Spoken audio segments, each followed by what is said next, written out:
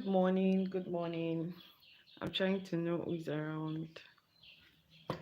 Okay, so good morning. Sorry we could not hold yesterday's class. I'm going to make it up to. Don't worry about that. So we have two classes that we missed. That okay. So for today's class, so I'm hoping we have all completed our work. So I'm sure we have something like this already. I can see some people already have something like this here. So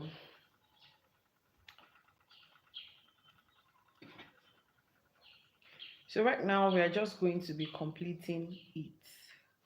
Yes. So and I remembered I asked you to make that we're going to make something like this to cover up our what's it called again? The rope we cut. So and this is what we have. Okay, sorry, I'm trying to look for let me get hold of the other one so that I can use that as an example.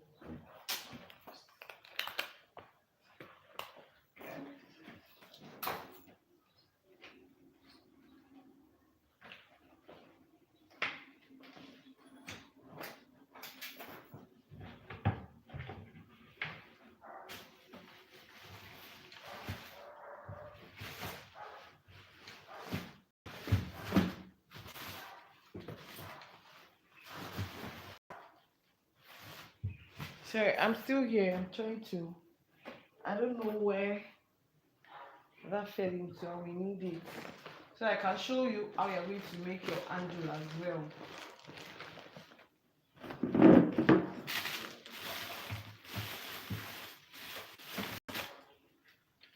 Okay, you know what, if we can't find it we'll just let's just make another one. So um trying to get my measuring tape. Okay, so yeah, so the other one was I think 11 inches. The other one was 11 inches, so I'm trying to get that 11 inches. Can you see?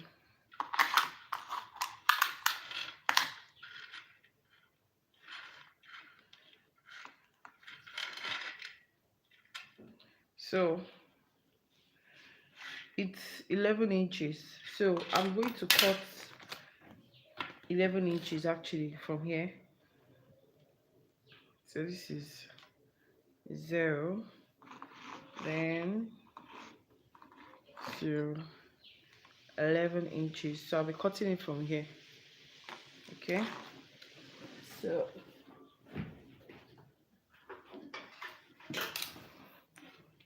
yeah, I don't want to make use of this scissors because it's going to spoil it, so let's just make use of this.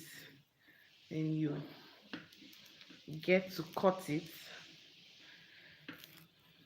Okay, so after cutting it you cannot leave it alone like that, so what we are going to be doing is wood just hold this and use your lighter or any source of fire to just hold it in place. You don't have to use your hand to do it like this so it doesn't burn you, but because I'm used to it, so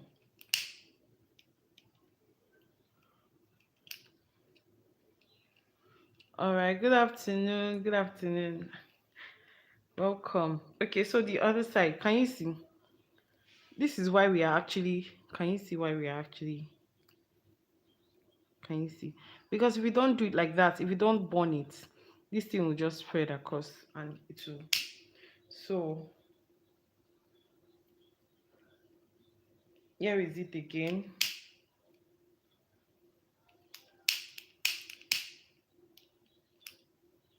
Okay,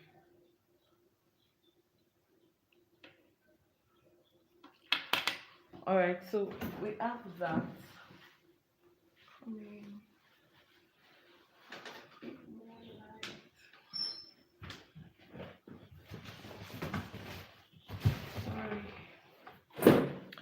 Okay, so once we have this already, this is what I did. I want to show you the type of stitch I used. I'm sure we are smart people. So I actually forgot I made it. So let me just lose that like 5 rows. So this is 3, 4, 5, okay, 6, 7. Okay, so once you start off, I started off mine as, let me just show you with another yarn. Okay, so say you are starting your undo. We are making this now. Like I told you, this is what we are making now. Okay, so sorry. So say we are making the undo. We want to make, out of the 3 methods that we picked the last time, this is the one I wanted to use. Yeah, then we'll join it. Okay, so to make that, this one, can you see, it's also a rib stitch, but the rib stitch is not single crochet, it's slip stitch. So I'll be using this opportunity to teach you how to make a slip stitch, because I didn't teach you while we're teaching the basic stitch. Okay, so for your slip stitch, you are going to tie a slip knot. Once you have your slip knot, just chain one to complete your slip knot, then you have your complete slip knot, right? So what you want to do next is chain 5, 2, 3, 4, 5. Your own rope might not be as thick as this, but mine is as thick as that. See, this 5 self, can you see? But I wanted it to be tight enough, so that's why I made it 5. So mine was 5 actually. So you can go ahead, let me just add one more to show you. So you can go ahead and just use your chain. Your chain might be, you might have like up to 7 chains before yours can wrap around whatever you have that you're using for the handle. You understand what I'm trying to say? Okay, so now we are making 6 stitches. Then we want to add our turning chain, because we are working as we're working slip stitch on it. Okay, but the first row will be regular single crochet. So what you want to do is go into the next one, as you know, then do a single crochet, go into the next one. Can you see I'm taking it from the back, not from the 2 loops in front, if you remember? So I'm going to the next one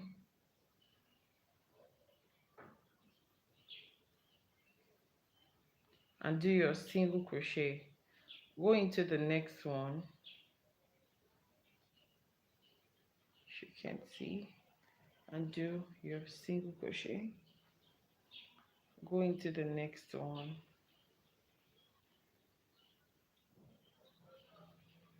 and do your single crochet. So we have 1, 2, 3, 4, 5. So we have one left. So pick that last one and do your single crochet. Now for slip stitching, the turning chain is as well single crochet. Is as well chain one. So once you chain one, you want to turn your work. Now we are going to be working with the back loop. Okay, we're going to be working with this back loop that we were making use for our rib stitch. That's what we are going to be making use of too for our slip stitch. Yeah, so what we want to do is go into the back loop of the first stitch, then yarn over, pull through. Once you pull through, can you see, for single crochet you're supposed to yarn over again, then pull through it too. But this one, once you yarn over, pull through, this same one that you pull through is what you're going to pull through into the first one. I don't know if you understand what I'm saying. Let me do it again. So you insert it into your back loop, okay, yarn over, pull through. Once you pull through, you want to pull through that same one that we just finished pulling through. You want to pull it into what you have, okay? So just make sure that you're adjusting your tension, thereby this chain will be the same tension you use to do your single crochet. If not, because once you are doing slip stitch, it tends to, the tension tends to be very tight. Yeah. So yarn over, pull through, then pull through that one. Can you see? Let's do it again. Insert into this, yarn over, pull through. Instead of yarning over again, just pull that same one, you pull it into the first one. Okay, let's do it again. All right, and then the last one, you're going to be doing the same thing, just yarn over and then pull through it. Okay. Okay, you said what am I burning? I was burning the rope now. I told you that I wanted us to use it as okay, maybe I told you I wanted us to use it for the handle. Eva, can you see? This is what we are making use, this is what we wrapped around it. See? We wrapped this around it. Can you see? To make up this. Do you understand now? So I'm trying to, I bond it because I didn't want it to remove, because once you cut it, it tends to start removing. Okay, so let's just continue our slip stitching. Okay, so once you want to turn to another row, just chain one, turn. Okay, that's your turning chain already. So go into the next one. Okay, go into the next one, yarn over, okay, and pull through. Go into the next one, yarn over and pull through that same one. Can you see? So instead of you yarning over, pull through first, then pull through.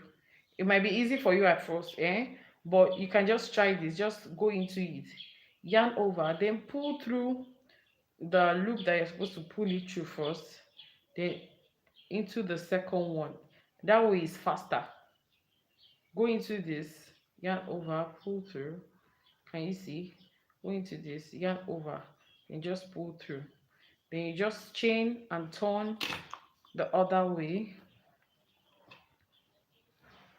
Okay, then you just keep working on the back loop, so you're not alternating any stitch today. You're not alternating like the back loop or the front loop. No, you're just working on the back loop. Once you turn, you work on the back loop. Okay, to give you that reed effect. So I'm going to go ahead and be a little bit more fast so that you can see the result of it. You can see if it is the same as what I did here. Okay, so yeah, so just yarn over, turn your work, go into the next one, yarn over, pull through. Can you see? So you just keep going like this, but make sure that your tension is not tight. Make sure that your tension is not tight. This is 1 2 3 4 5, and make sure you have the exact number of stitches you're working with. If not, at the end of the day, you just see that it's not going to be straight. It's not, what you're going to have is not going to be straight, especially with slip stitch. It is very, very tricky. Very tricky, please. Okay, so just insert it, yarn over, then pull through. Insert it here, yarn over, pull through. Okay, we're going to the next row. After our turning chain, go into the next one, yarn over, pull through. So slip stitch is actually very, very easy and very sweet to make.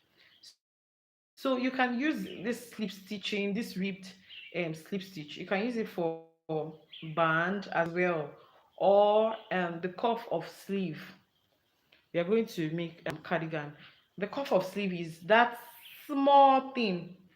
How am I going to explain now? Okay, I think, let me show you one that I have here.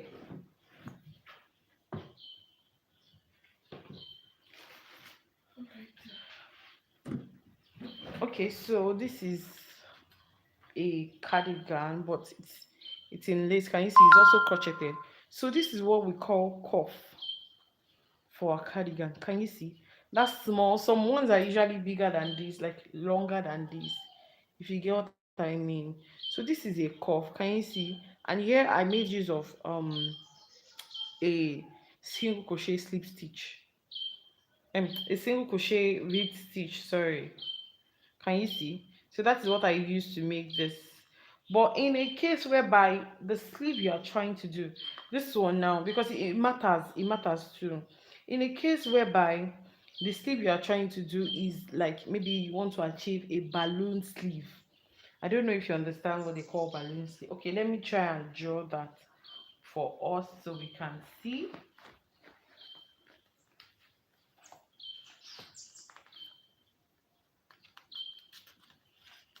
So balloon sleeve, the normal sleeve is usually like, am I going to say, like this? Okay. So balloon sleeve is this sleeve that we have that is usually big, very, very big. And then when it comes here, it's usually very big. Then when it comes here, you see it will just thin up here. So for that type of, if you are trying to achieve that type of curve, you need to make use of slip stitch, because it will be firm to your hand, and at the same time it is very, very elastic, if you get what I'm trying to say. Okay, so let's just continue. So just chain your turning chain, then go ahead with your slip stitch into the back loop only. Please, I want to know if you understand this so that I can just move on and show you the next thing to do, because we quite have a lot of things to do today. So I want to know if you understand so I can just move on away from this and just show us the next thing to do.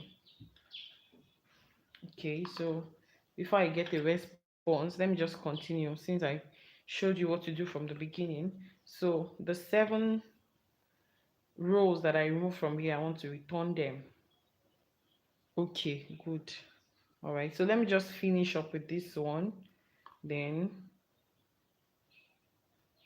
yeah, thank you. So let me just finish up with this one. So we just go ahead to the next thing to do. So this is still one, the first row. Then,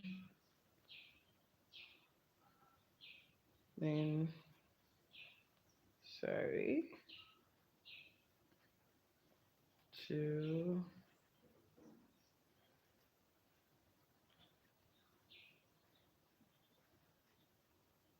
then three. So this is the third row. 4 more to go. So 1, 2, 3, 4, 5. Okay. So 3 more to go. 1, 2, 3, 4, 5. 2 more to go.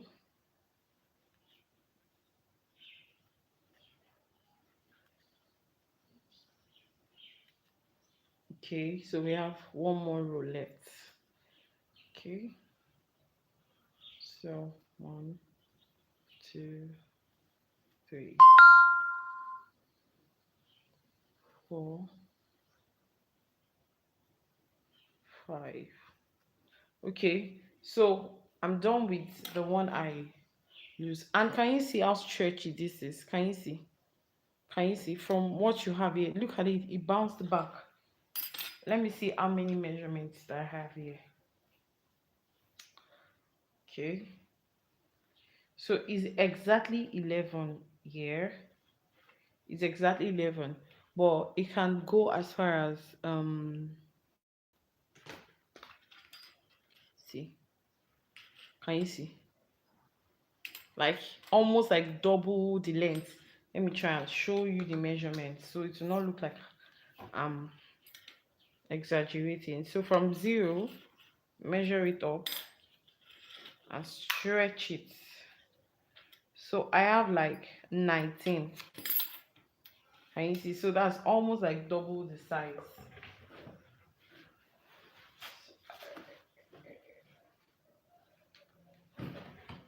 I saw that the light was affecting, so I had to reduce it. Okay, so the next thing we want to do now is fasten off. I taught us how to fasten off the first time. Okay, so just go ahead and chain one more. Then I'm going to cut off as long.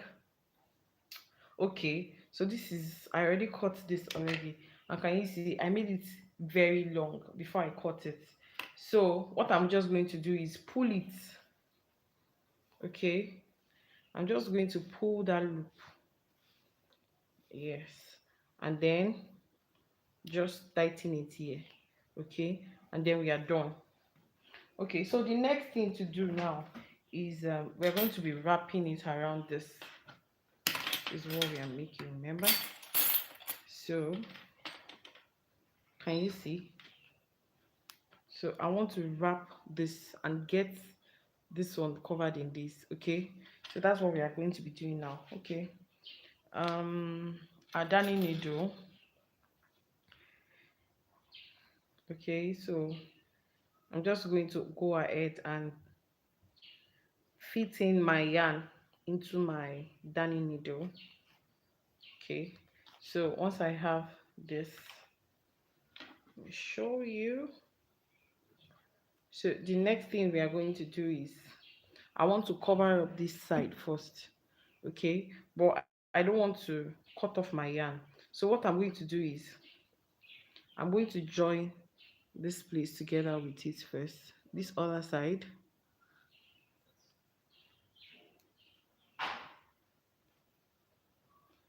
Okay, and then I'm going to pull through.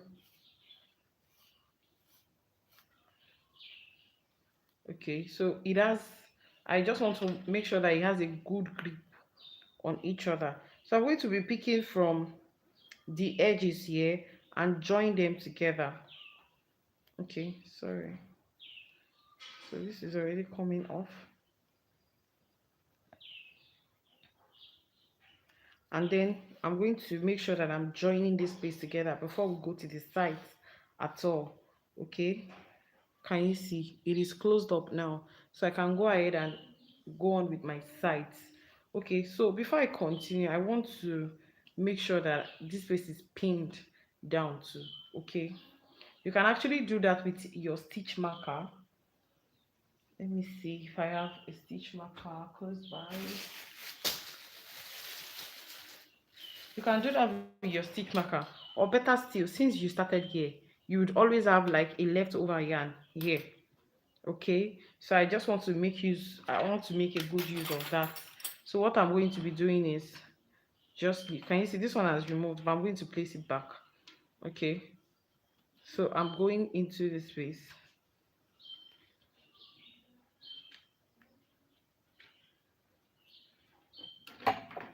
Okay, sorry so much.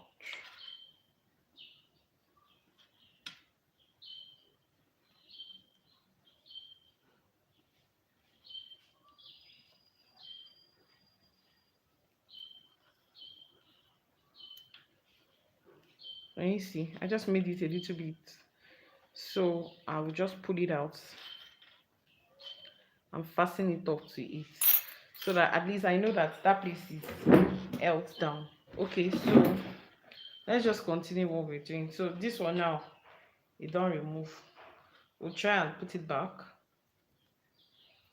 and then we'll continue to sew this side. So now what I'm going to do is just go from this side to this side. Make sure that you're picking a yarn. Okay, I'll pull it. Then instead of coming over here, I don't want to, it's going to give me another effect. So what I want to do is just go from this other side. Okay,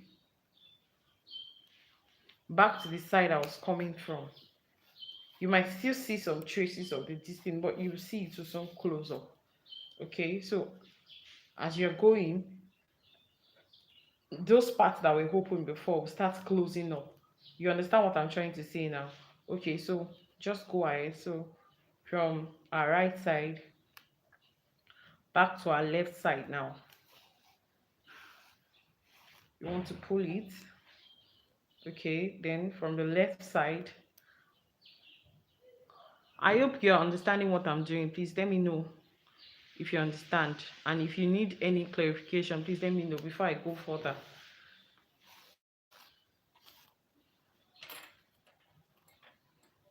Okay,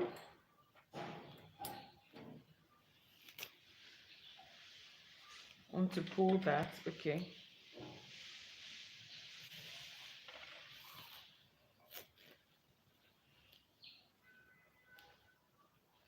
wow, I don't know how we managed to do this. Nah. But just try and make sure that your yarn is not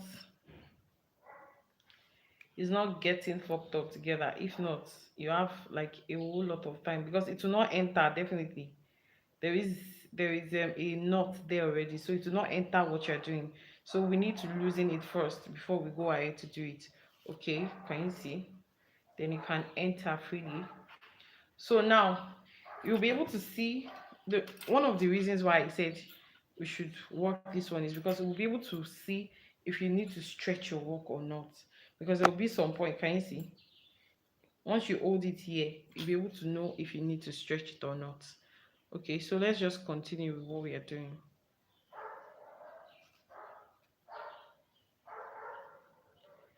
Your words and needs to come.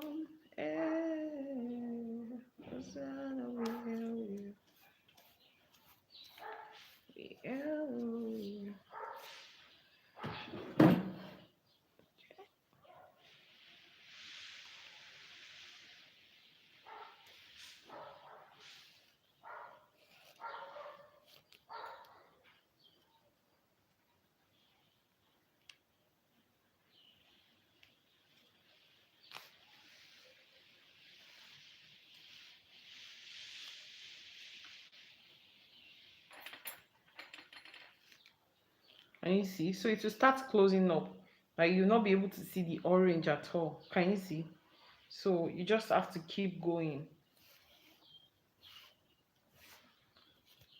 till we get to the other side. And make sure you are pulling this place. Can you see? If not, it will keep making knots, unnecessary knots that we don't need. Okay. So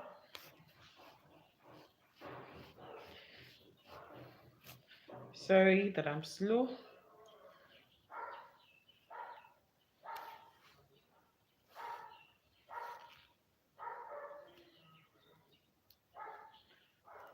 See what I'm saying?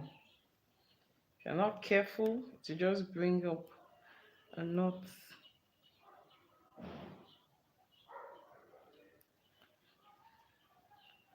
All right. Okay. So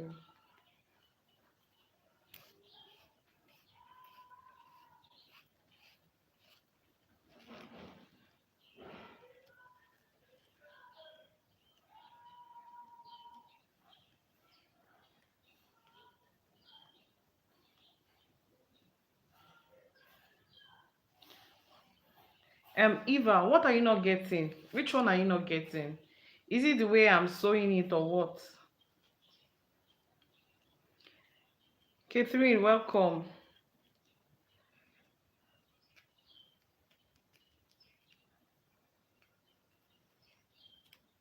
If I'm waiting, no, I want to know what you're not getting so I can explain.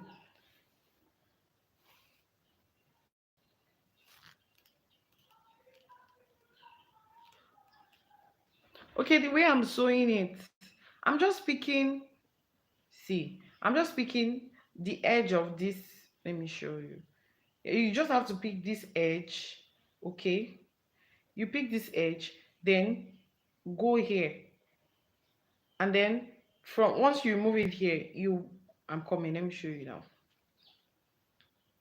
See, now I'm at the right side. So I'm just picking the edge of the stitch, that row that we did. You know, it's in rows. Okay, so you just pick the edge of one row and then join it to the other edge at this side. Okay, then you bring it out and it will join together. Can you see?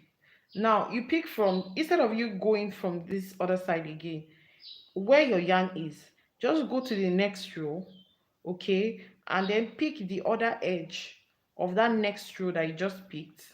Then you pull it out.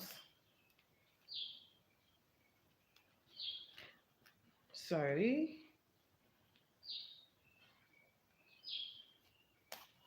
Then you pull it out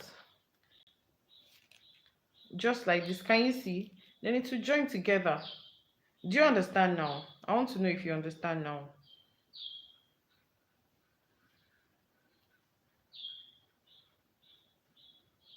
No, I'm not going over. Actually, you can go over, yes. There's no big deal about it, but let me try and because I think I did some. Okay, I don't know if you can see this closely. Let me see. I'm coming. Let me try and enable the flash.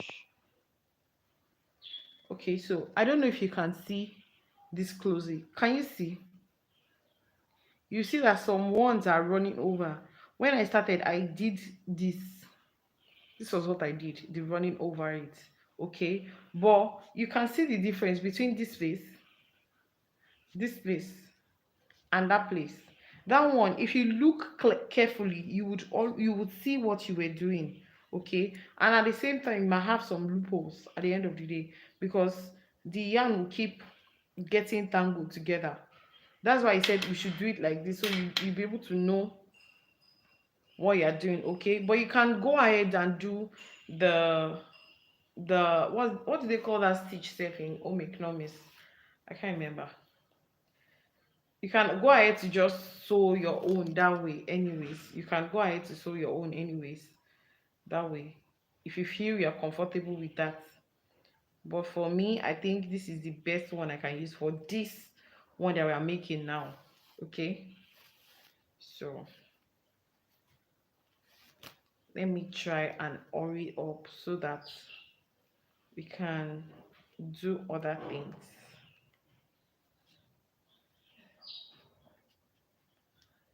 Okay, you can see that I'm having some difficulty in pulling it out, and that happens whenever I'm not putting, if you insert your darning needle into like a hole directly, it will come out straight.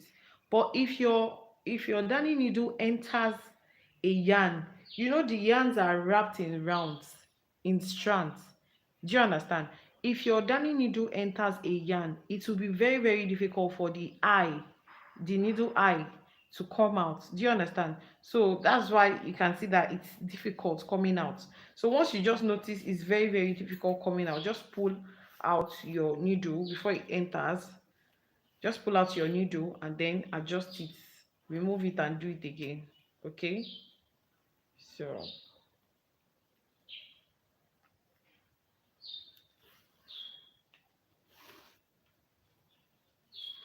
and always adjust this one too. Can you see? It always try to get tangled up. Well, you be the one to adjust it to wherever you want it to be.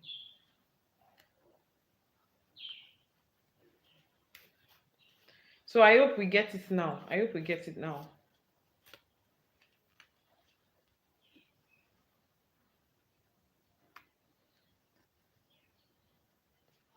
Oh, see, we are almost done. We are halfway done already. In fact, more than halfway done, Steph. So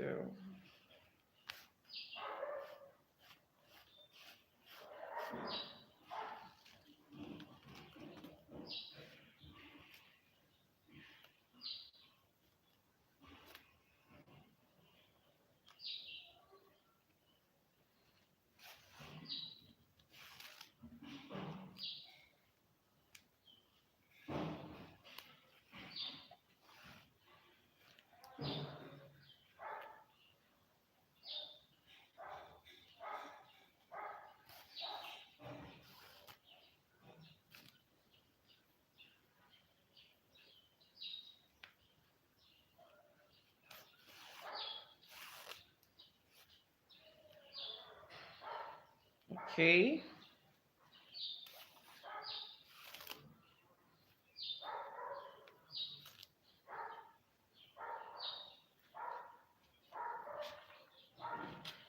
So I'm trying to pull this one so I can have.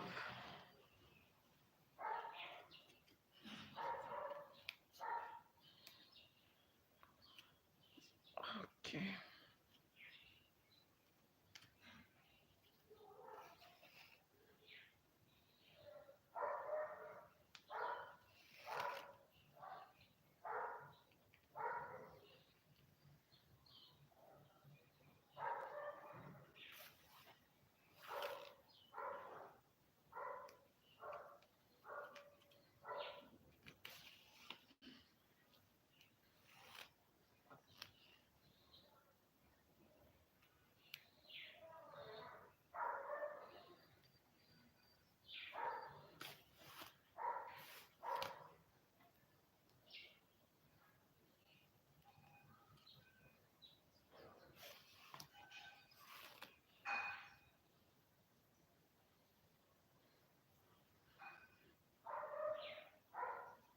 Okay, can you see that I still have some popping out?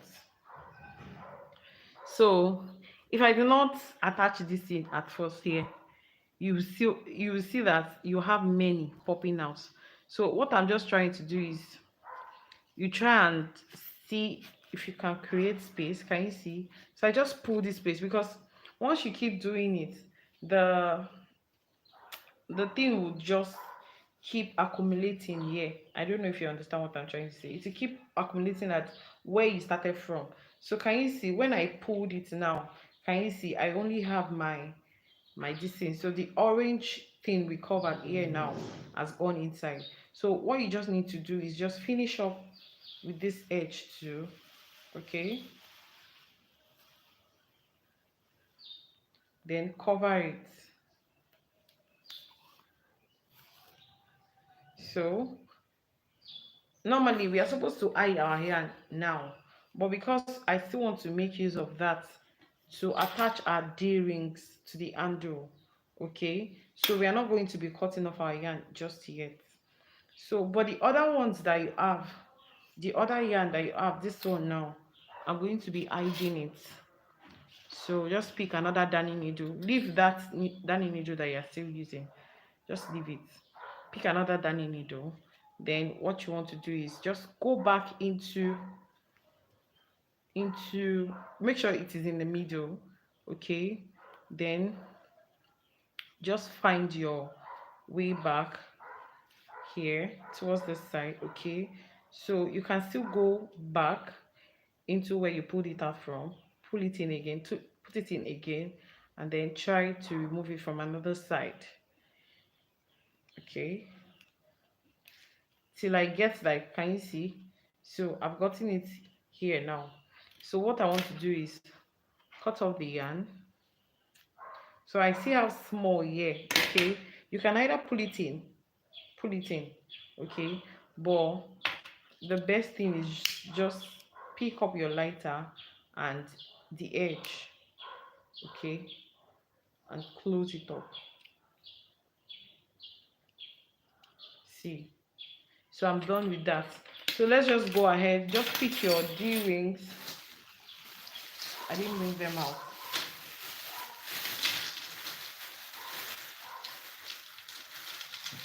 All right, so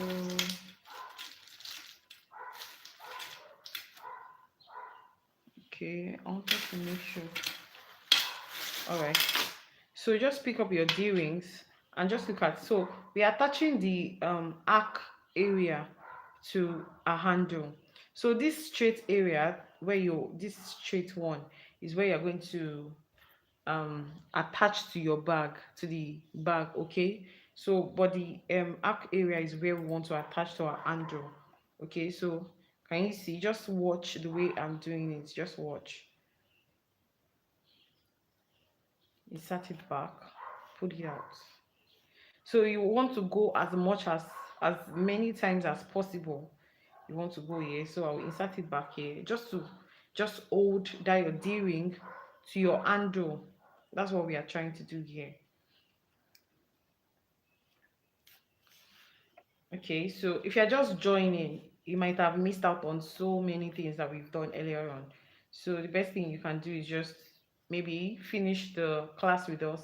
Then at the end of the class, the video will be published to my YouTube channel. So you can just go ahead and watch it. And if you missed other class, just go back and watch the other classes that we've done and watch it on my YouTube channel. Okay, so I'm trying to still hold it in place. So as you are doing it, just make sure that you're arranging it. Make it be straight. Let it be straight on the D-ring, so everything won't just be rumpled up. As you can see, I'm sure you can see what I'm doing, right?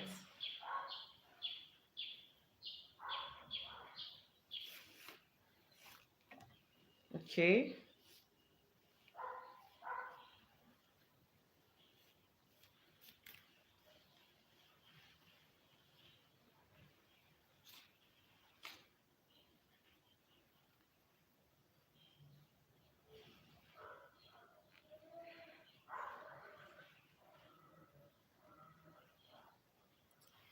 I still need like one or two more. Then we'll go to our other side and do the same thing. Just make sure that it is firm enough, because if you don't make it firm, once you are using your bag, once you put everything inside it, that thing might later fuck you up, or maybe you made it for a customer. Once they put something very very heavy inside, it will not be able to hold it. You understand what I'm trying to say? So just go as much as possible. Just make sure that you have something very firm. Okay, right. The last one, I'm trying to make the last one, then we'll hide our yarn. All right. Okay, so I'm done. So what I'm just going to do is just hide my yarn, basically the same way we did that first one. Okay,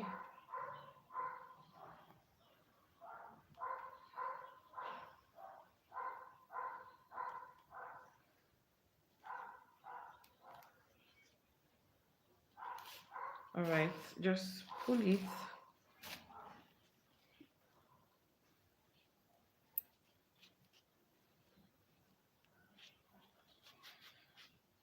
All right, so I'm going back inside, bring it at another side,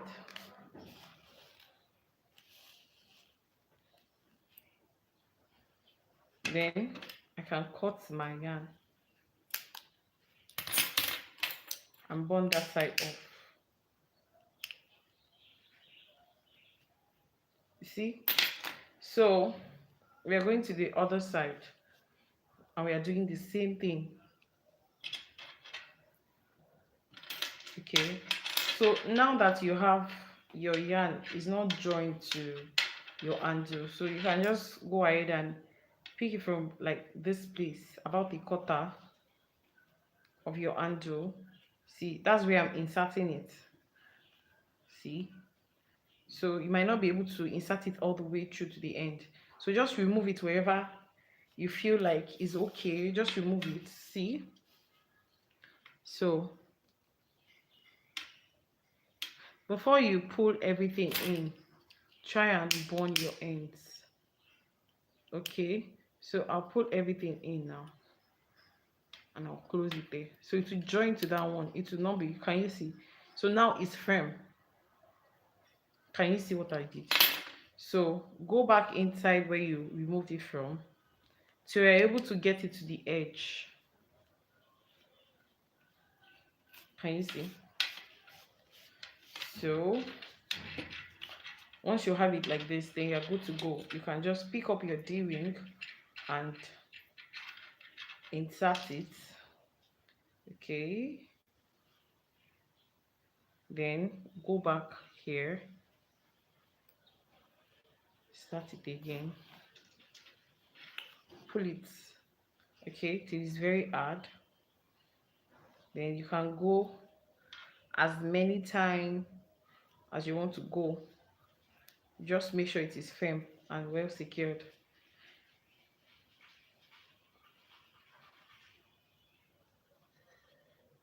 Okay, sorry.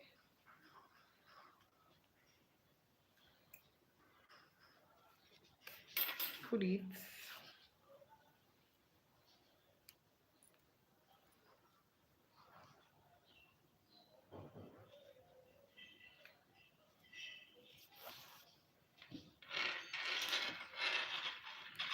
Actually, I was tempted to finish this tape behind you by you guys, oh. But I knew you won't forgive me. That's why I had to just like because I wanted to see the outcome of the bag. Okay, so I was so tempted to finish it. I just kept holding it back. Okay, so let me just secure it one more time. Then we hide our yarn. All right. Okay, so I think it's well secured now. So what I want to just hide my yarn, do the same thing again, bring it out. Okay, pull it very well. Go ahead to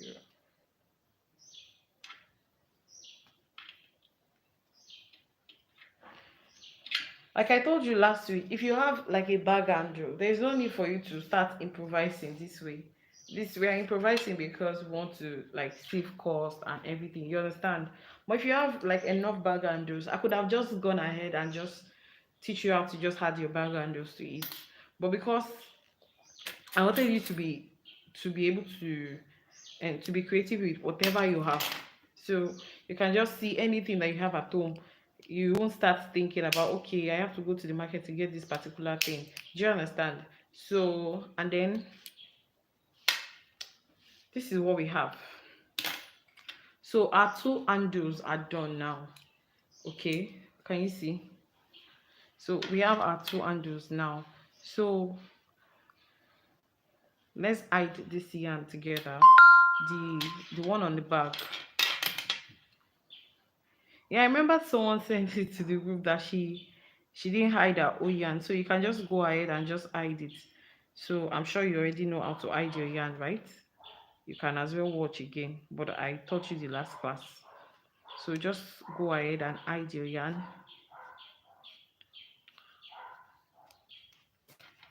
Okay,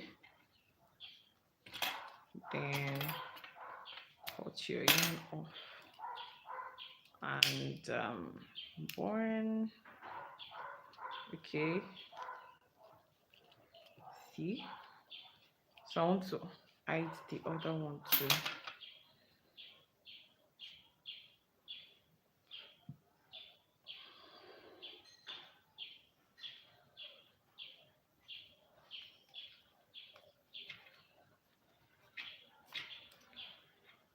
Okay, cut your yarn and one. Okay, so I'm done hiding the yarn. So what I want to do now is I can't get to decide which one should be the front or the back. It's the same thing anyways, but just look at where you think is more perfect, okay, so that you can use that side for the front of your bag. Okay, so I'll be using this one for the front of my bag for no particular reason anyways. So your handle, this is how we are going to be placing our handle here.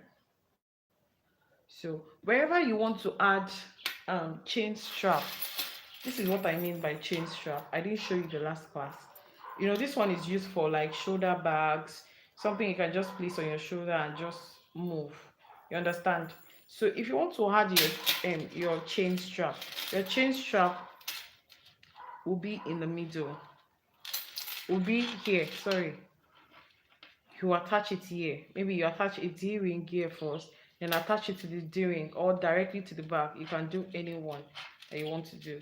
Okay, so that way you can have your shoulder bag.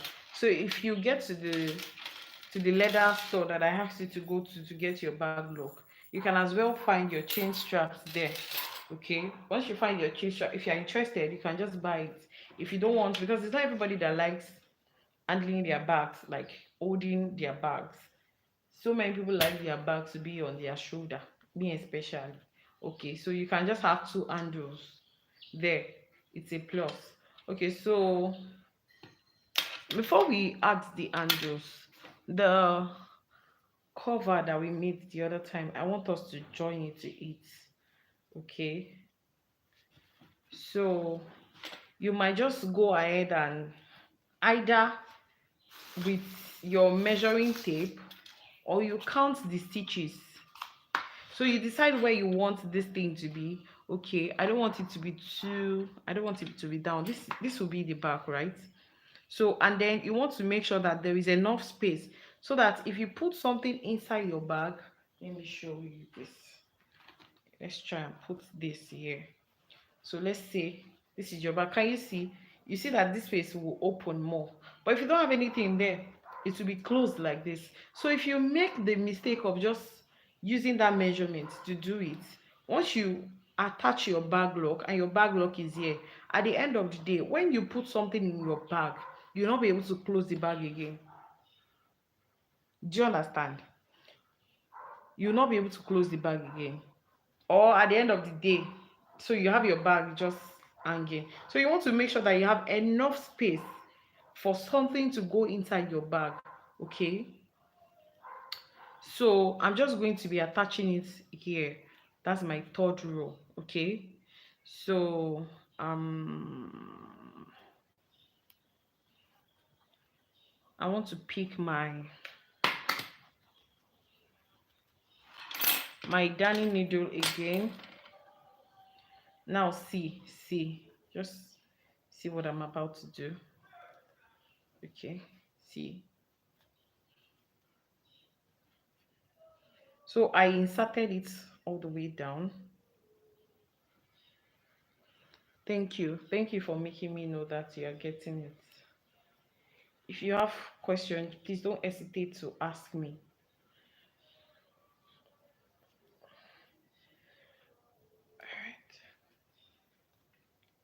Okay, so this is proving difficult. I'll go again, maybe bit by bit.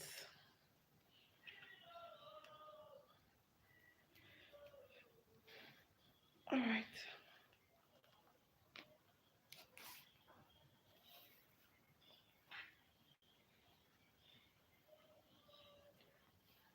Yeah, because I want this edge to be in the middle. I don't want it to show at all. So that's why I did it like this. Okay, so I'll just go to the other end, then we'll start joining from that side. Okay, see.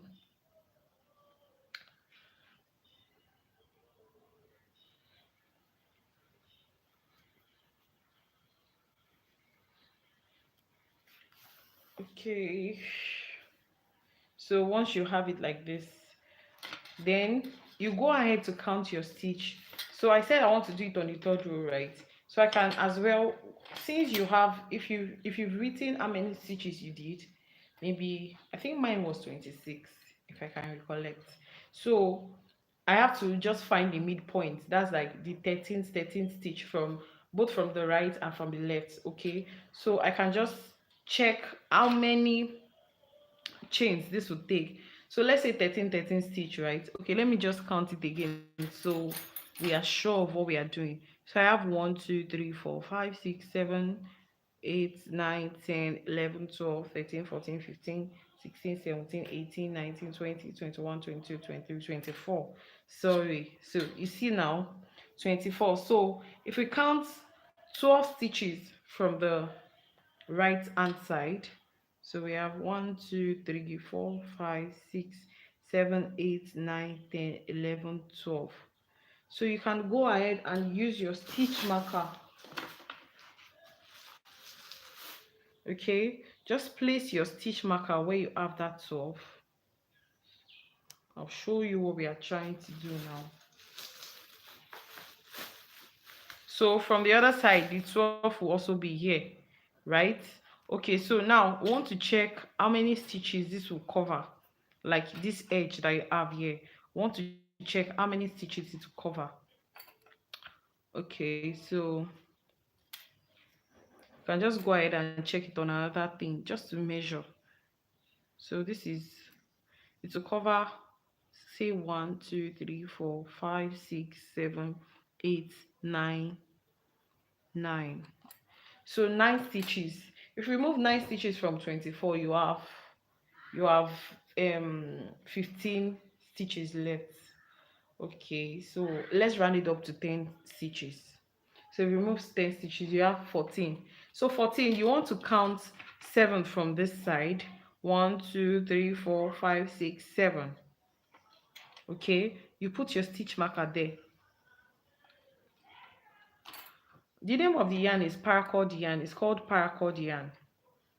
It's called paracord yarn. So you can find it in a leather craft shop. I've told you, all these things I'm using, you can easily find it in any leather craft shop. So from this side, we are counting 7 to 1 2 3 4 5 6 7. Okay, so we know that our bag will be taking up this space in the middle, so that way you don't get to miscalculate what you're doing. Okay, so we know that. Can you see? So we know that. So you're not going to be attaching it to that seventh one, oh, because the 7 belongs to the one you're leaving. Okay, so these ones in the middle are the 10 one you want to focus on. So you just go ahead, pick your darning needle. Okay, so I have to turn it like this since it's coming from the side. Pick your darning needle. Okay, then pick the edge. Pick that stitch at the edge of your back cover. Go ahead and pick the first stitch. Can you see the back loops that you have here? Can you see? That's what I'm using as my own guide. See, just pick it and then sew it to it. Pick the next one. Okay, then pick the next stitch on your back cover too, sew it to it. Can you see what I'm doing now? So can you see that the type of stitch I'm doing now, I'm not like trying to go in then back. Can you see I'm taking it over? If you see what I'm doing here, so just keep going in each stitch. All right, so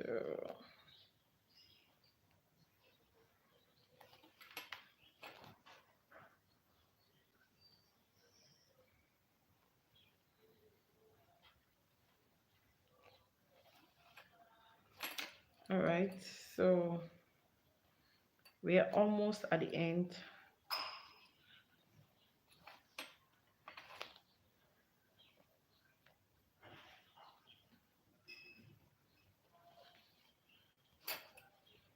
All right, okay, so we are at the end of our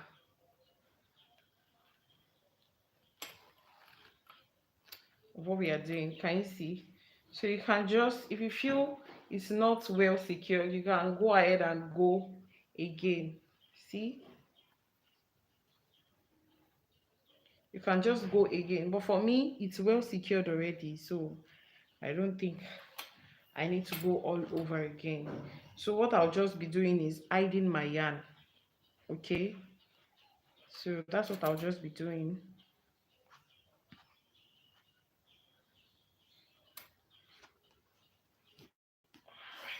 Pull it out and you see, then I'll be cutting my yarn and burning it off for stretching. See, so then you can remove your stitch markers right up there, so it will definitely be in the middle right now. Okay, so now we are going to attach our bag locks.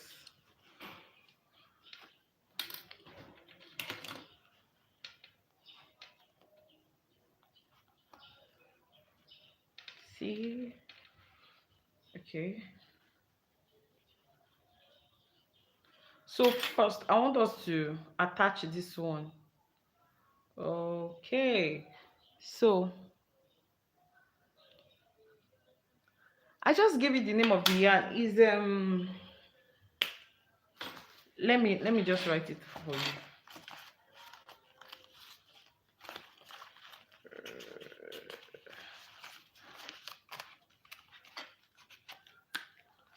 Paracord yarn.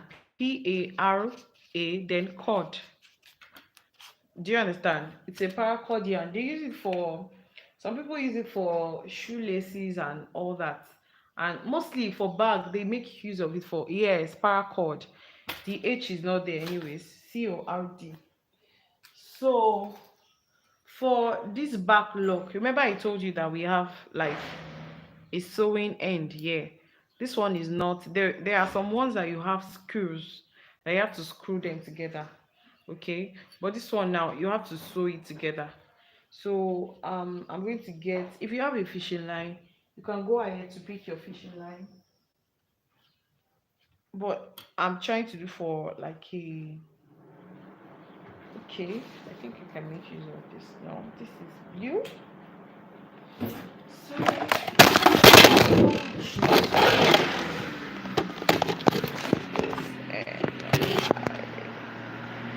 Sorry.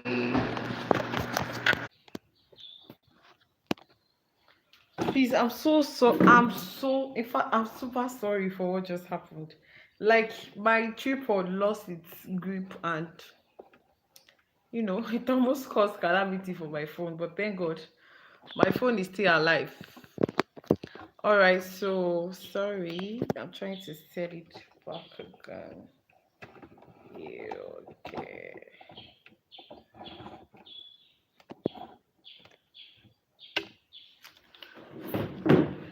Okay, not again. Don't do this to me. Okay, so I think we can just go on with the class now.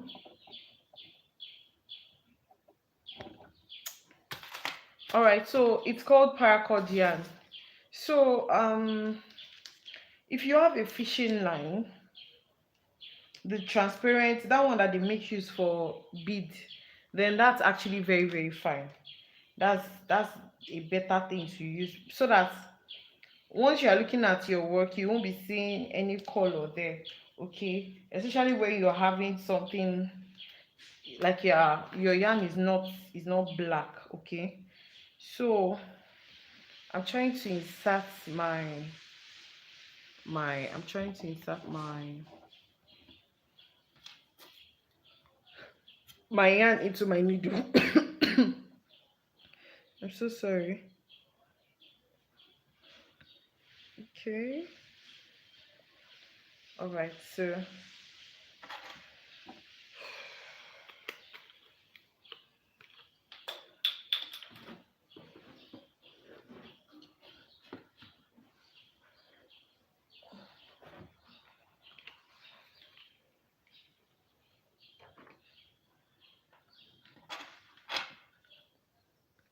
okay, so I'm trying to fit this in the middle. Okay, so let's just make it face like this so that we know what we are doing with. Okay, so I want to bring it out. My yarn, this one can enter any yarn now, so just focus on inside. Let it enter inside the strands of yarn, not okay, sorry, I'm not supposed to take it from here. See, inside, and I'm picking a yarn inside. I want it to go inside. Yes, exactly. So I'm going to tie up a knot here.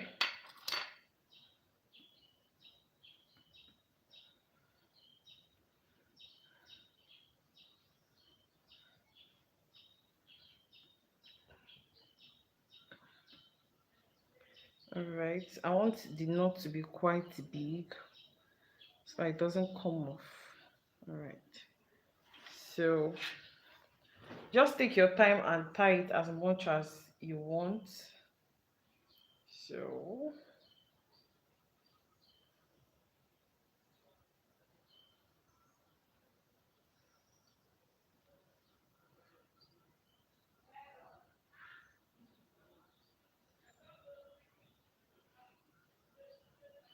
Okay, so I'm just going to cut off the excess and pull it.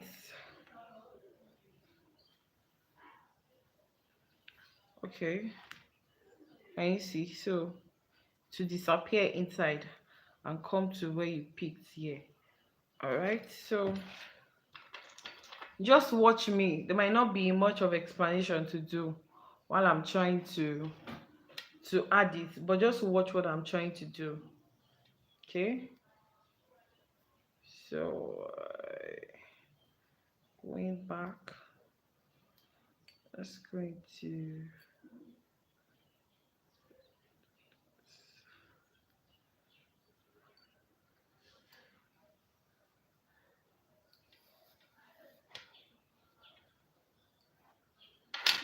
Jesus, this is what I am trying to avoid. What's this now? Okay, okay. You just want to make sure that your yarn does not tangle, because this one is already giving me tangling vibes. Okay, it was already tangled there, safe. All right. Just watch. There might not be much explanation I'll be able to do here. Just watch what I'm doing. The idea is just for you to attach this one, just be able to attach it here. Okay, so I'm going back here.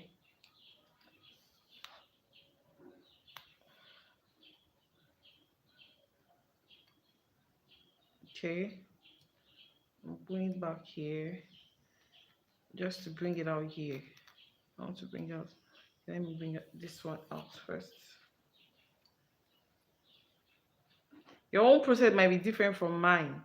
The whole thing, the whole gist is just for you to attach it, be able to attach it very well to your bag lock. That's what we are trying to do basically. No big deal, nothing extraordinary. Okay, so I'm going back here.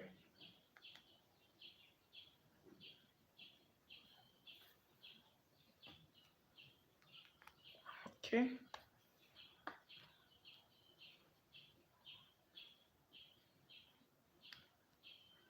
so we're going to go in like a couple of times, please.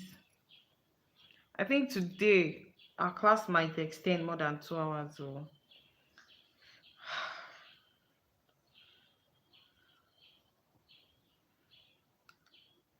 and it's because I wanted you to see the way I finish this thing. If not, all right, just take your time.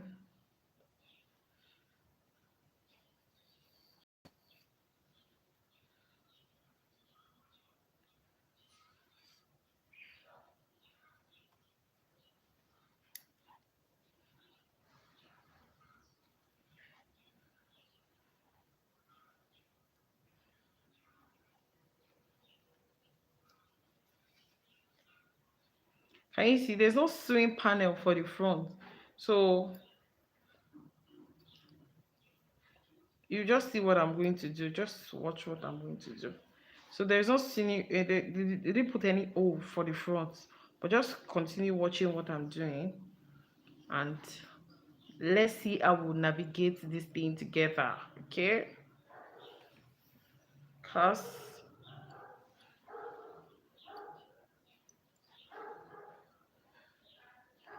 all right.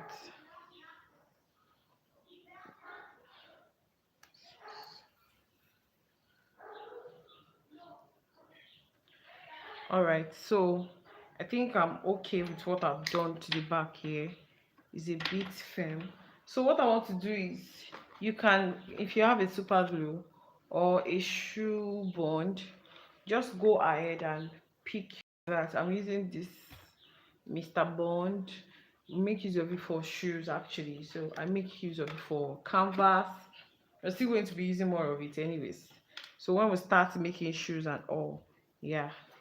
So I'm just going to go ahead. This is how I secure it after sewing it very well. This is how I just secure mine. Just go ahead and add my glue to it, this part that is going to go inside, because I want it to go inside. All right, just this part, not everything. Then I'll just press it.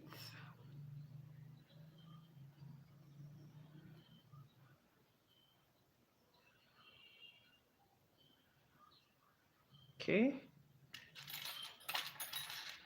can make use of anything to push it further inside so that it doesn't come to your hand.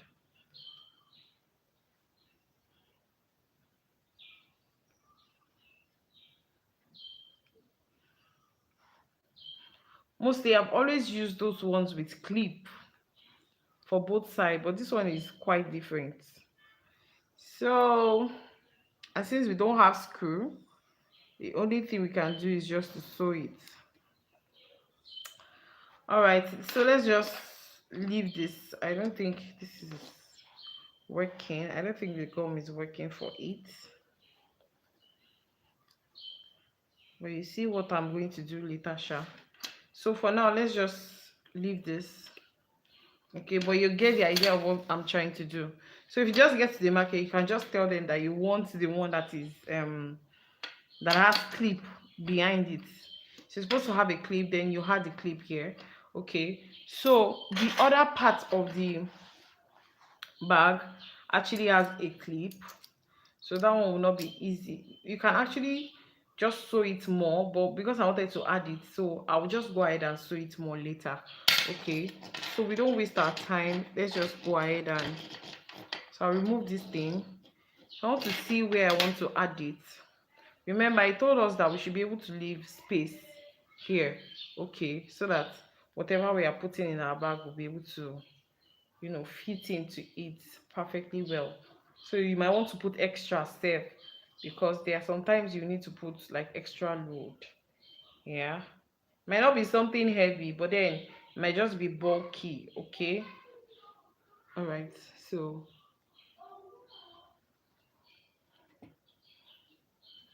it falls on this side, so this is where I'm going to be putting this here. So you see where I'm going to be placing my, okay, so I already removed it. I'll push it inside.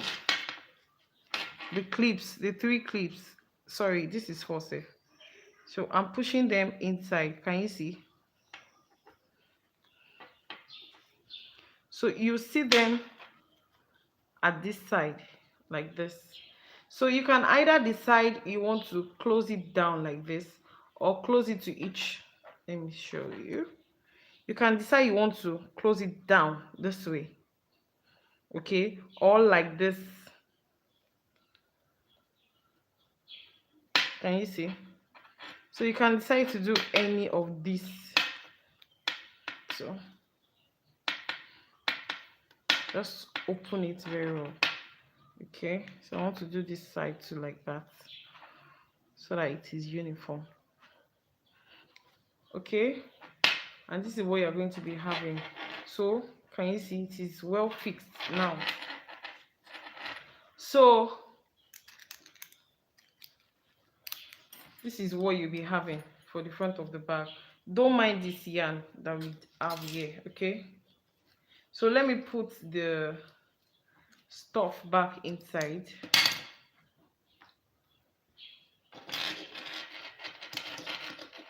All right,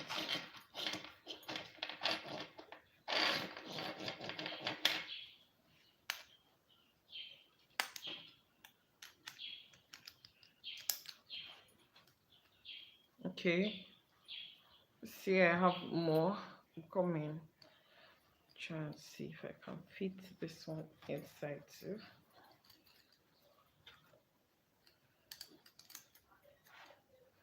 Okay, so this was what I was trying to say. In case you have more load, it will be able to cover it. Okay, so this is what we have here, and now we want to add our handles, our bag handles. Can you see our bag is almost, we are almost done with our bag. See, so just go ahead and you can remove this.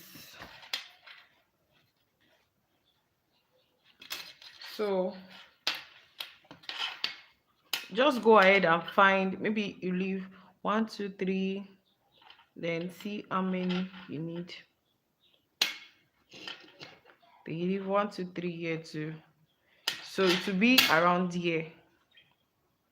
The other one will be around here. Can you see?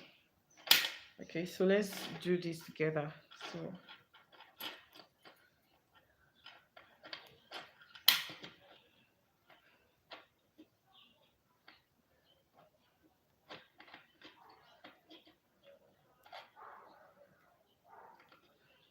okay, 1 2 3, starting from here, right?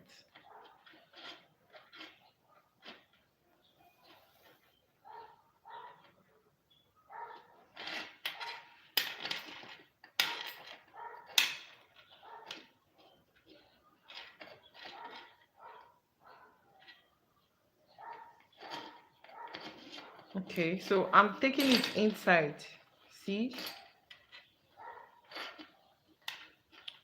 and from there I'll come back here and hold it in place.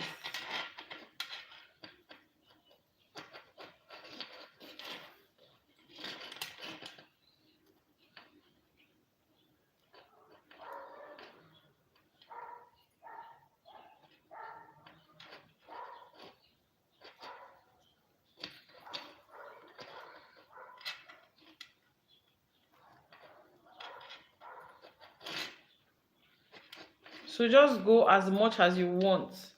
The whole thing is we have to get this place covered with the exact yarn that you're using. So you might want to go more than once.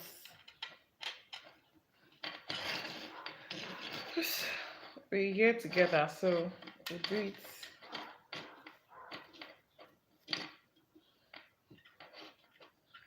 I don't know, I'm not feeling myself today.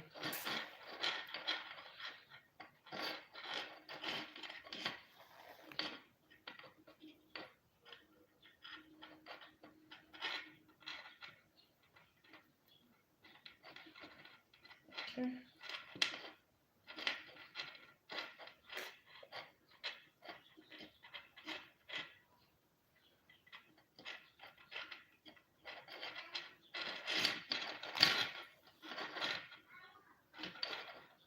Okay, so once I see that it's able to cover it, I'll just go back so that I'll just cover this silver thing.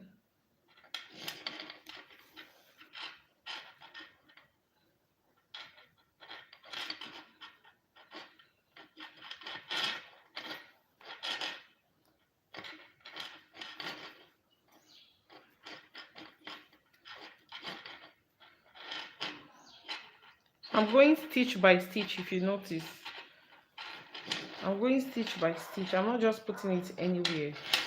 So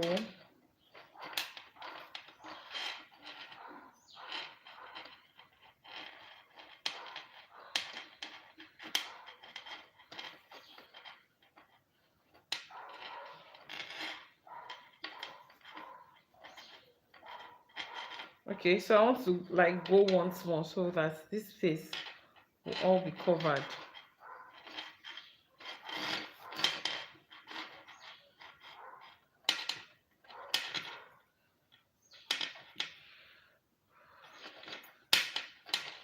Okay, so once I'm done with this handle, you go ahead and join your other handle. Yes, but I'm just going to go into another thing we're supposed to do today instead of just hanging around this one all day. You understand what I'm trying to say? So once we fix this part, just want to go on to your other part and fix it so we can do something else today. I don't want us to just get stuck on this bag.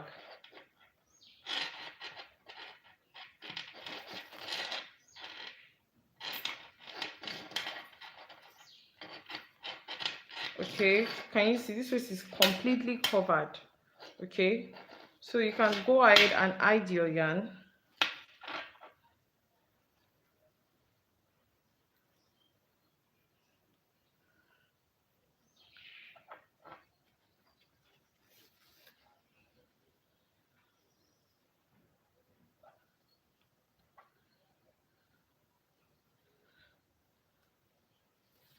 Okay, so just going to use my lighter.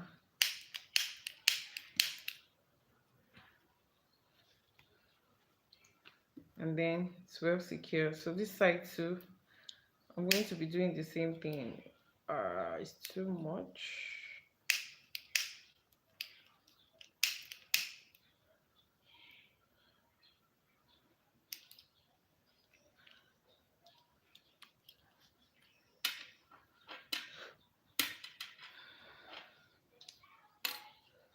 All right. So you're going to be doing the same thing for the other side that we have here, and same thing for the back. See? So, and then your bag will be ready. This one is ready. Okay, so let's just leave this one and go into another thing, at least for today, please. Okay, so you go ahead, do this for the front, and then you do it for the back panel too. So you're going to be having something like this. Okay, so let's just leave this one and go into another thing. Okay, so I totally forgot. Yes, I want to teach us a stitch. I want to teach us a stitch. So, but before then, I want us to dive into reading patterns. Okay, so for our pattern reading,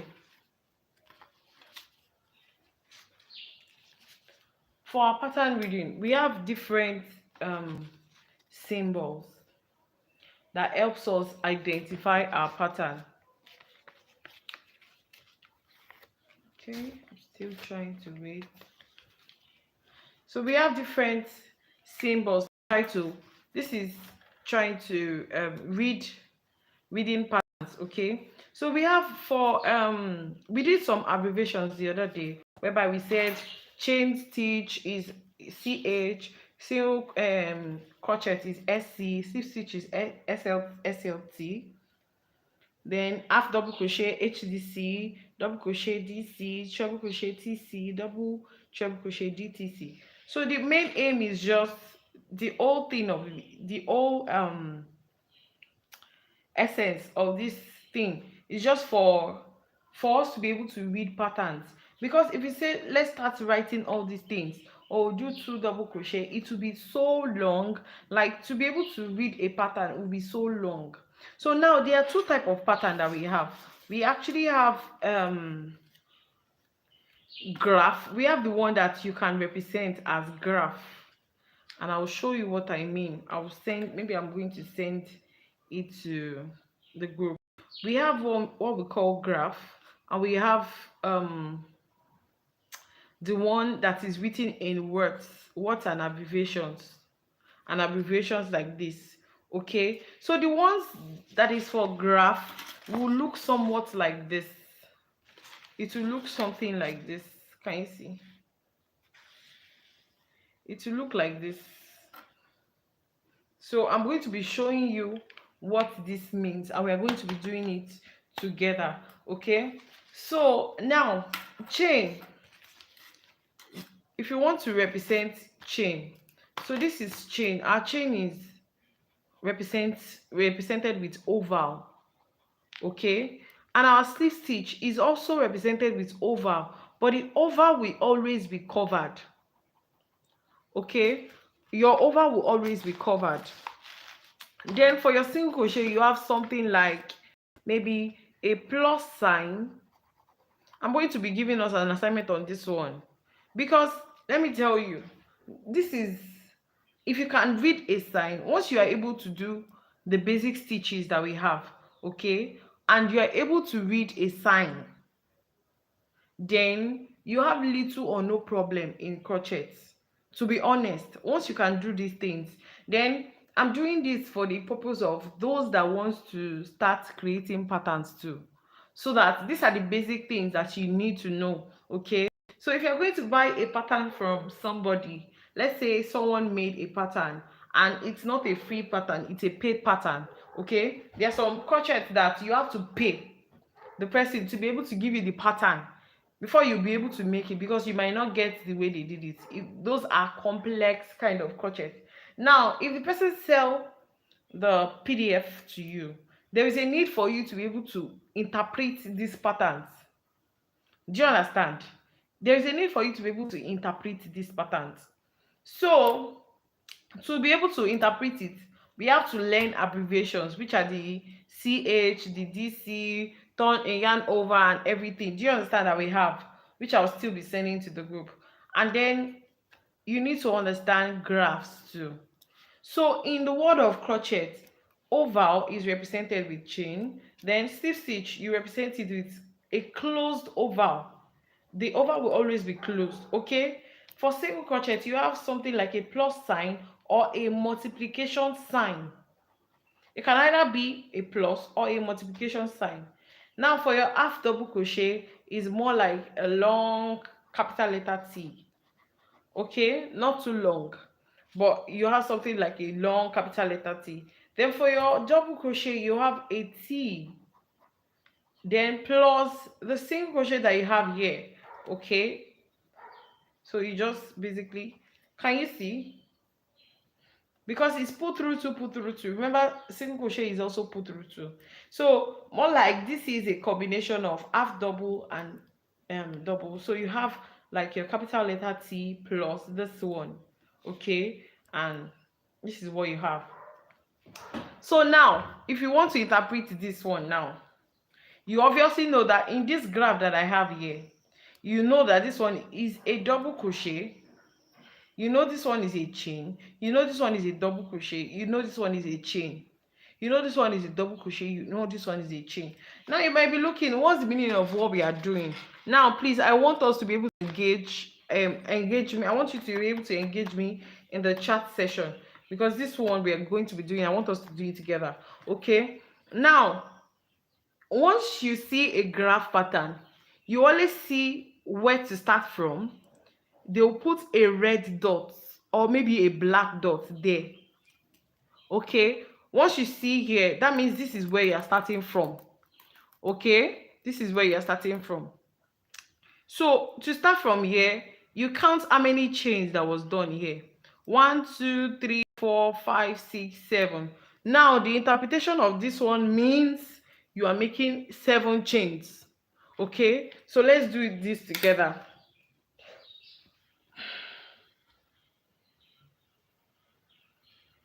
So I'll be making use of a 3.5 mm hook. No, this is 4.5. Where's my 3.5? Okay, so you want to do your slip knot. All right, sorry, your slip knot. So we're asked to do how many chains again? 1 2 3 4 5 6 7. Okay, so we're doing 7. 1 2 3 4 5 6 and 7. Okay, now you will notice the next one, once you are going this way, we started with this one. Now there is one thing I want you to notice in this graph I wrote too. This is more like you're connecting two together. Once you see this one, it means you are working in multiples of 2. Once I say multiples of 2, what I'm trying to say is that your chain, you can either decide it has to be this number. If you want to increase the length, if you don't want a smaller length, you just increase it by you do multiples of 2. See, 1 2 3 4 5 6, then plus 1. Okay, so you're going to be doing, so if you want like a bigger one, you can do like 10, then you add 1. That's 11 stitches, 11 chains, if you understand what I'm trying to say. Now once we start from here, we are going this way, then our next row, you can see this small arrow here indicating that you're going back here. And once you see this arrow here, definitely you have to have your turning chain, if you remember. Okay, now for this turning chain, if you're going to interpret it based on what I taught you, what is this graph supposed to represent originally. Oh, forget that this is double crochet, right? Now once you see these two turning chains, abi how many is here? I want someone to engage me based on what we've learned so far. What is supposed to follow? I'm waiting.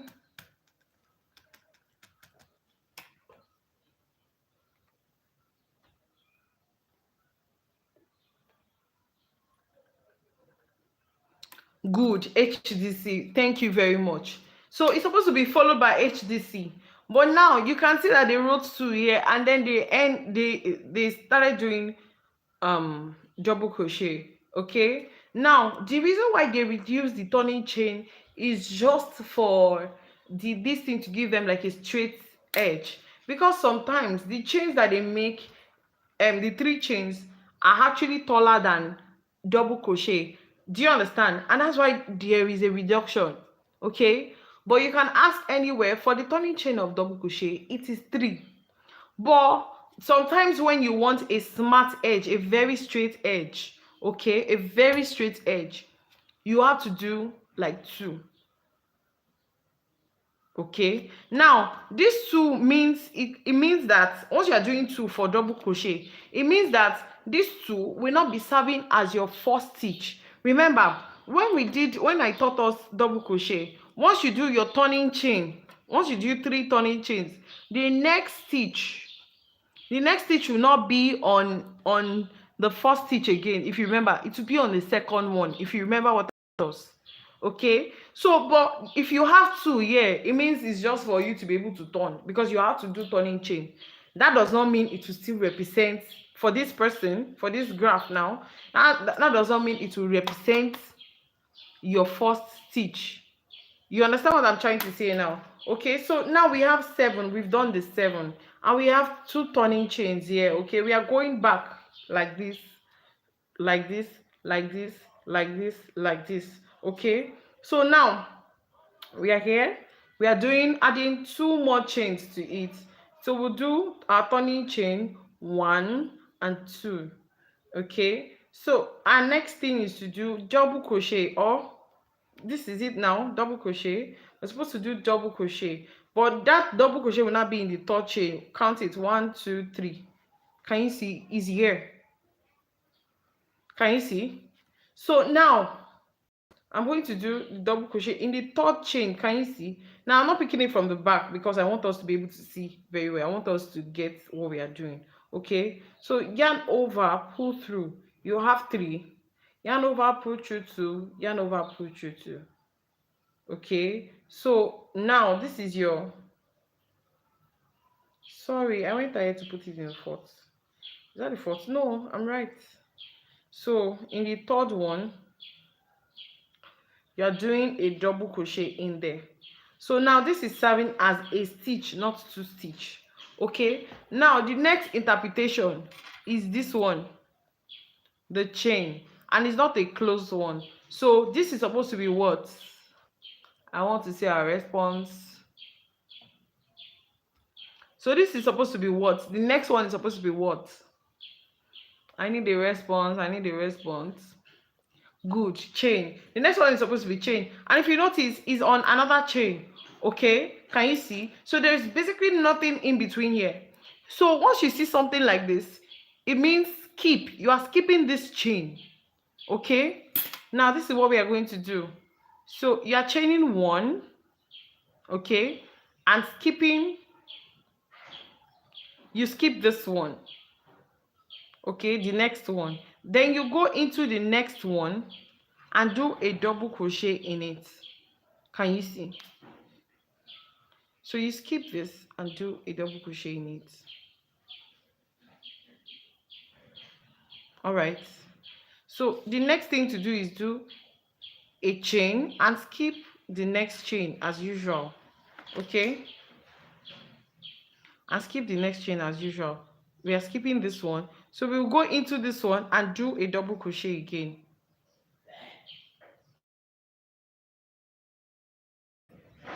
Okay, now we are chaining 1 again, which is the next one here. We are skipping 1 as well. Skip this one. Okay, then we'll do it in the last one. You see is in the last one. Okay, so we are doing a double crochet in the last stitch here. Now this is basically what the pattern is asking us to do. Can you see? This is basically what the pattern is asking us to do. This is called open stitch.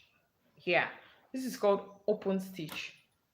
All right, so now I want us to continue. So this is our row 2, right? You always see row 2, so this line will always be like even number, and this line would be like odd numbers. Okay, so now oh sorry, this is row 1.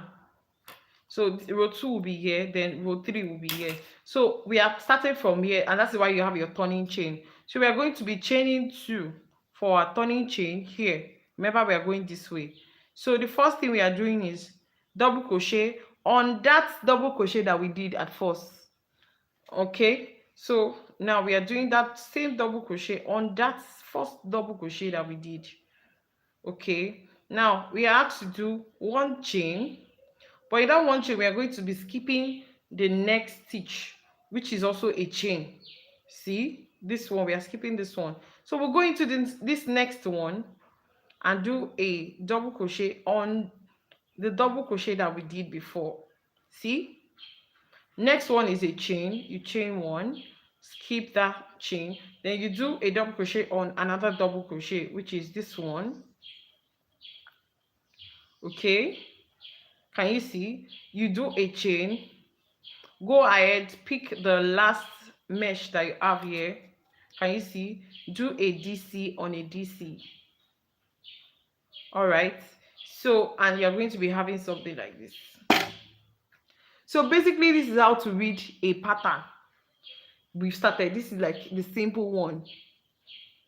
No, you're not using the back loop. Yeah, unless it is stated. The one for the pattern for back loop is different. I'll be teaching us that one tomorrow. I want us to get this basic one. Do you understand? Unless it is stated that okay, oh, is in the back loop. If it's in the back loop, you will see the difference. Do you understand? The graph will represent it. You will see the difference between the back loop and the front post. There is another one I want to teach you maybe later on. Okay, so now let's finish this. So we are going into the third row. Okay, so we chain 2, then I'm going to show you something. Once you chain 2, okay, you do your double crochet on double crochet.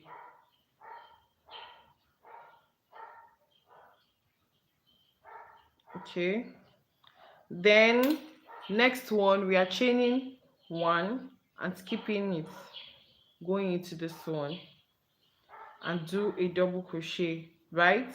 Chain 1, skip that one, then go into the next double crochet and do a double crochet. Okay, chain 1, we're skipping that one, do a double crochet into a double crochet. Now basically this is what the pattern asks us to do. This big pattern that you're seeing here, this big pattern that you're seeing here, this is the interpretation. It is as simple as this. Okay, so I'll be giving us an assignment. So if you see something like this, I don't know if you should do this one. If you see something like this,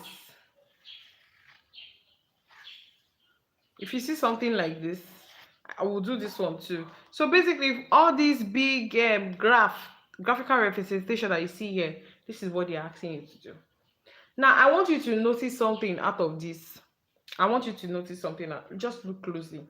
Now with the turning chains, remember how I taught you the turning chains for double crochet is once you do 3, it will serve as your single, it will serve as your first stitch, right? Now look at this one that is not the first stitch that they did as turning chain. Look at, can you see the side? You can see some bulging this thing here. Do you understand? You won't really have like a perfect straight in, and in fact you can even make mistake. Okay, and that is why I taught you that method of doing this. But some people still prefer doing this type of method. Okay, so depending on whatever you want to do, and this is what we achieved with this one. Okay, so let's go ahead and do another one.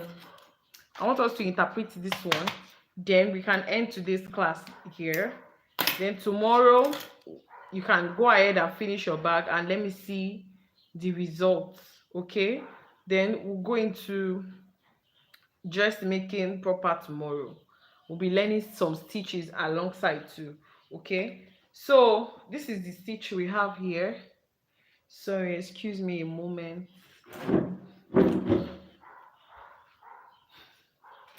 Never have done their thing again.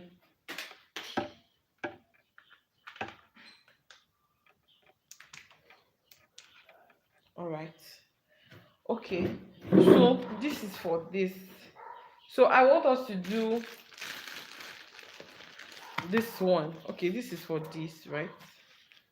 This one. So I want us to read this pattern together too. Okay, so trying to bring another yarn so that you can see what we are doing very well. You want to go and buy something? Sorry, excuse me.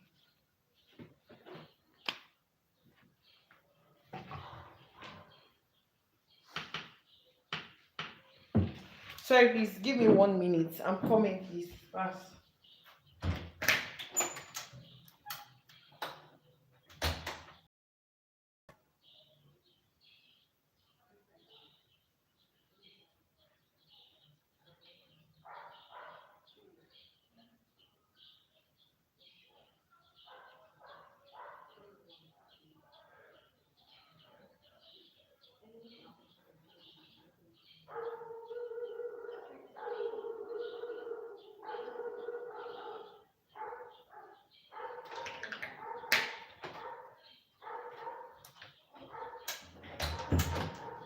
All right, so I'm so sorry for that break. I'm so sorry. All right, so we've done this one. Let's just proceed and interpret this one. So I'm going to be sending a better picture anyways. I'm going to be sending a graph for the assignment that you're going to be doing. All right, so we'll start with our slip knots as usual. All right, so now we are trying to interpret this one now. So for this one, as you can see, sorry, is this the other side? I thought as much. As you can see, this is the, where's my black thing? As you can see, this is the starting point. You can see a small dot here. Okay, so this is our starting point. This is our starting point here. So we have how many chains? We are going to count 1, 2, 3, 4, 5, 6, 7. Okay, so we are doing 7 as well. So 1, 2, 3, 4, 5, 6, 7. Okay, then we have 1 turning chain. So automatically, once you see 1 turning chain, what does it mean? The next one is supposed to be what? It's supposed to be a single crochet. I want to believe you know it because I know that you guys are smart. So, and this symbol is for single crochet, the plus sign that I told you. Okay, so we are working a single crochet on the second chain. You remove the turning chain, so this is the second one. All right, so this is the turning chain. Sorry, did I have the turning chain? 1, 2, 3, 4, 5, 6, 7. Okay, I already had it. So on the second one, which is this one, then you do a single crochet there. Okay, now on this next stitch, you can see it's a very tall one, and that's the DC. All right, so the next one, you are doing a double crochet. You can see for this one, there is, for every of the chain, there is a symbol on it. That means you have to do something inside every of the chain. Okay, unlike this one that you have space, just chain, it's just chain that is on it, so it will make you have space here. All right, so now we've done our single crochet, we've done our double crochet. So the next stitch is single crochet, so just go inside the next one and do a single crochet. It might seem like, what are we doing? Okay, but just trust the process. Okay, so then the next one is double crochet. Then the next one is single crochet. Then the next one is double crochet. We do double crochet in the next one. Then the next one is, we are ending with a single crochet. Okay, now what we have might not seem, it might not make sense to you now, do you understand? But once we continue, you see what we are doing. Okay, now after we are done here, we have to come here. Okay, you can see the turning chain, so obviously it means we are starting here. So we do our turning chain 1. Now on the single crochet that we did last, we are doing another single crochet on it. Okay, so we are doing 1 single crochet here. On the double crochet, we are doing another double crochet on it. Can you see? 1 double crochet here. The next one, we are doing a single crochet. Can you see? Single crochet. The next one, we are doing a double crochet. So basically, double crochet on double crochet, single crochet on single crochets, if you understand what I'm trying to say. Please, if you have difficulty understanding what I'm trying to explain, please let me know. Please let me know now. Okay, so the last one we are doing is single crochet, and we'll do it on the single crochet that we have last day. All right, it might not make sense to you, but let's just continue. This is the 3rd row, right? So turning chain, then single crochet on the single crochet too. So alternatively, you should be able to understand that, okay, we are just repeating. So we are doing double crochet on double crochet, so we are just alternating it. Then the next one is single crochet on single crochet, then double crochet on double crochet. All right, single on single, double on double. We are here now. Okay, then single on single, which is this one. If you complete, if you do like more rows, you'll be able to see the beauty of this. I don't know if you can see this very well.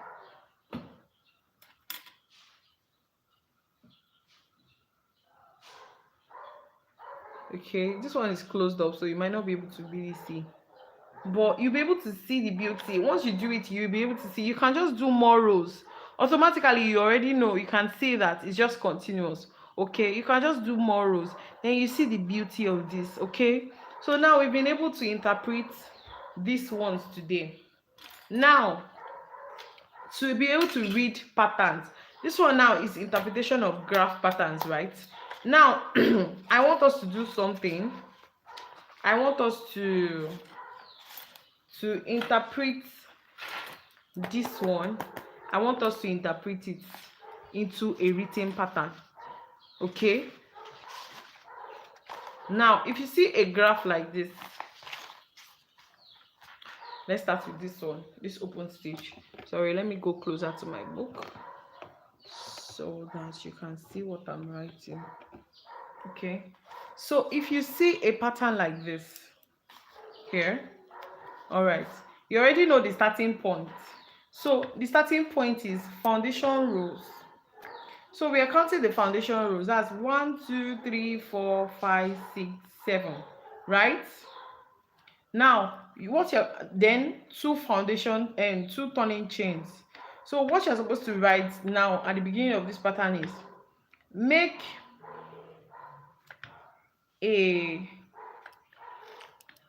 foundation chains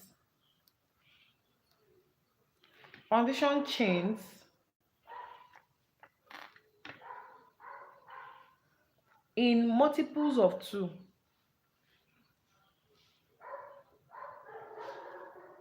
Remember, I told you, once you see something like this, it means as long as you want, you can make these multiples of 2.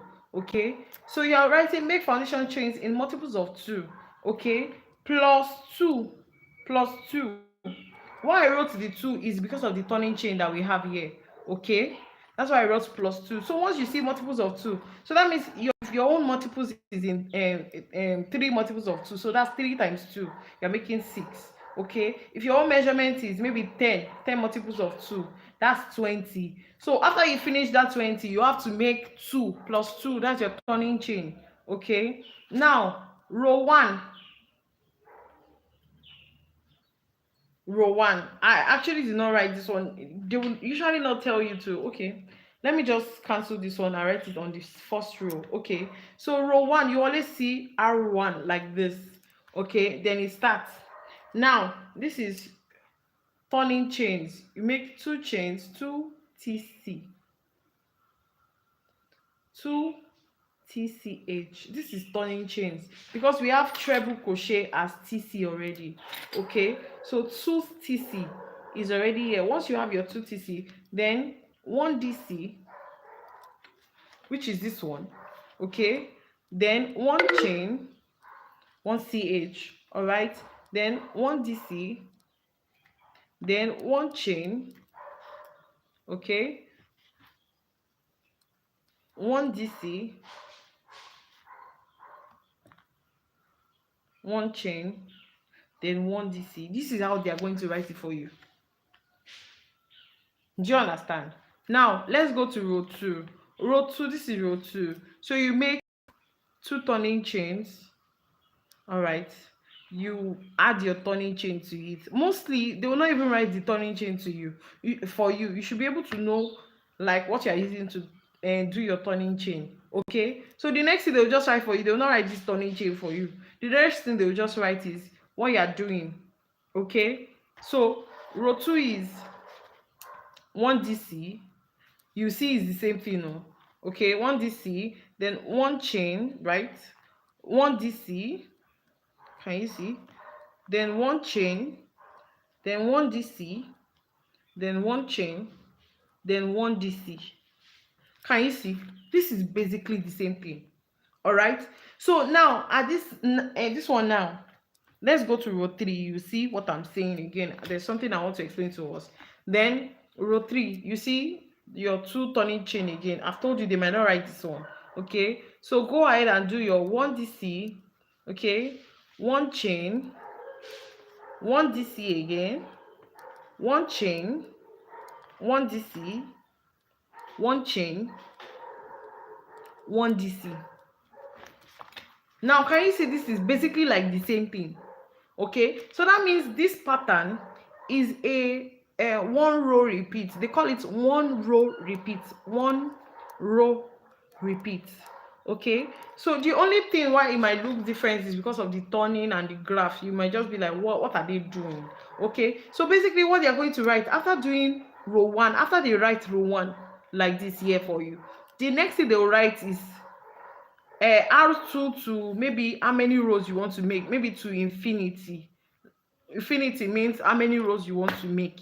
Okay, or maybe there is a pattern and you have to make a particular row. You understand? They will tell you, okay, 1 row to row 2 to row 15. Okay, they will tell you repeat row 1. They'll write it into a bracket like this, and that's all. So basically they're just going to write R1 is after make foundation of chains. Then R1 is 1 DC, 1 chain, 1 DC, 1 chain, 1 DC, 1 chain, 1 DC.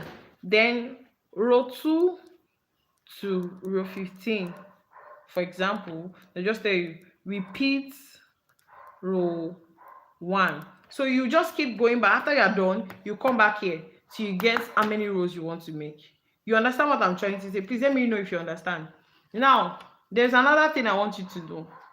For this 1 DC 1 chain, 1 DC 1 chain, 1 DC 1 chain, they will not write it for you this way. I'm just trying to simplify it. That's why I'm writing it for you. Now this row 1 basically will just be, they'll just write 1 DC. Okay, once they know 1 DC is here, they will look at what finish kilo pari what stitch did they use to finish the row. Okay, and that's 1 double crochet, if you understand. All right, so now they won't count this one. After they write 1 DC, then comma, 1 chain, 1 DC into brackets, then you count 1 2, you have this one together, 1 2, this one together, 1 2, this one together. Then I write times 3 for you. Do you understand? So, or maybe the breadth is much, or they will just tell you all times 5 or times whatever you have. Okay, and basically that is how they go about it. That is how to write a chain. So I'm going to be giving us assignments and you'll be checking it. So half double crochet, remember, half double crochet. So I'll even send an aid for the assignment so that you understand better. Okay, I'll send a graph. All right, so latest by night I'll do that. So for the bag, you can just go ahead and finish it and let me see the result. So I'll as well show you my result. So I think we can end the class here. So thank you so much for staying till the end of the class. Thank you very much. So we'll be meeting tomorrow same time. See ya. Bye.